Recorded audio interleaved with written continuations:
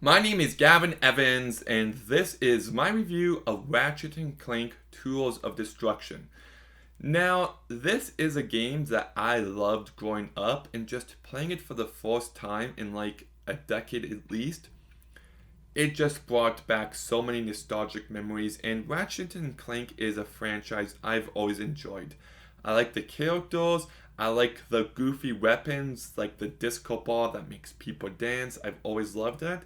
And I've always thought it has the potential to be like big live action movie wise, like a Star Wars could be. Like, I've always seen that potential in it. But I was curious to see just how well this game would hold up, and I have to say it unfortunately doesn't. Now, the gameplay is fun. It's very button mashing, it's very repetitive, but I did enjoy it. I like the different kind of weapons. Like I said, you can use a disco ball to make everybody dance. You can use these buzz saws, which I really enjoyed using. You got an electric whip. You've got this gun that shoots tornadoes. Like, it's just very out there, and when you upgrade your weapons, you actually feel the improvements. So I really like that. I also like it when you play as Clank and you can slow down time. That allows for some fun sequences. But the overall story, first of all, is just all over the place. It lacks any bit of cohesion behind it.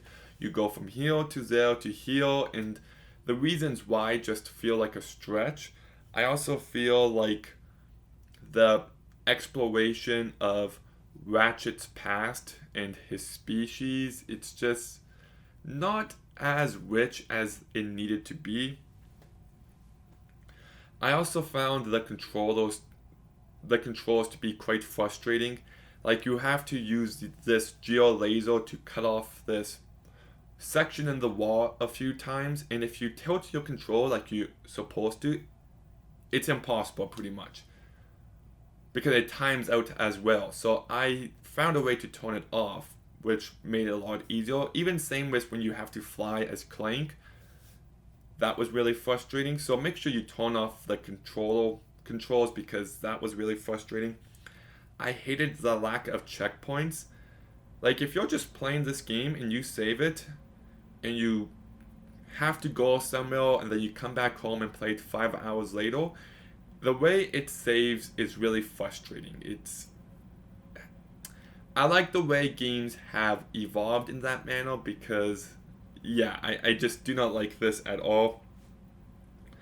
I also found some of the space levels to be very repetitive and dumb. There's sections where you have to pretend to be a pirate and you have to do a dance, and it's kind of fun and goofy once, but then it gets played out. And the dialogue that the doll says to you, like, celebrate your piracy, you're just like, do they have no other lines of dialogue? I thought the turrets were a bit frustrating, and the camera was very glitchy in moments. And regarding the story, it just kind of begins at the start. There's no real inciting incident. It's just, here's a game. This is the start. And also, you got this weapon called the helipads that like lift you up, and you almost never use it. So whenever you do have to use it, you completely forget about them, and I just found that to be frustrating. And yeah, like, I'm not going to do a super long review on this because it's very old. Not a lot of people watch my game reviews, and I just don't have a lot more to say. I like some of the unique aspects to this franchise with the goofy different weapons. I like the characters, and there's enough fun to be had with it in moments, but it definitely feels dated.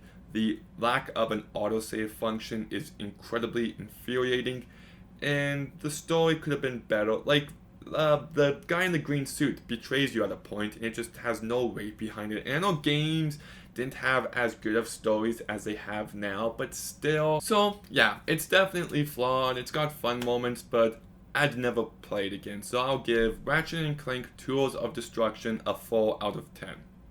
Okay, have you played Ratchet and Clank Tools of Destruction? What did you think? Let me know in the comments down below. Make sure you like, comment, subscribe.